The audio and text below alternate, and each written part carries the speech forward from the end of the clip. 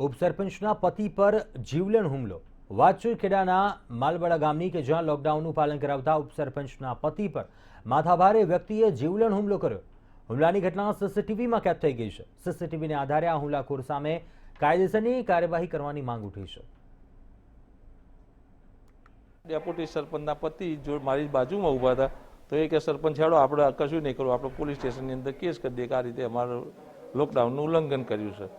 તો અમે ડેપ્યુટી સરપંચના આવું બોલ્યા તો ડેપ્યુટી સરપંચના પતિ ઉપર એમને આવીને સીધો હુમલો કરી નાખ્યો। હુમલો કર્યો એટલે ડેપ્યુટી સરપંચે સીધા જઈને લીંબાજી પોલીસ સ્ટેશનની અંદર અરજી આપ્યા કે ભાઈ મારી ઉપર આ રીતે જીવલેણ હુમલો થયો। તું કેમ ભાગી?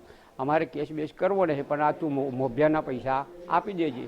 તો એ કે હું શેના આપું એમ કરી દાદાગીરીના ગંદી ગંદી ગાળો બોલી અને કેપ કરી અને ડેપ્યુટી સરપંચના એમને ઘરું દબાઈ દીધું, હુમલો કર્યો એટલે પછી અમને કહે તમારે જેમ કરો એમ કરો, મારી જોડે મોટા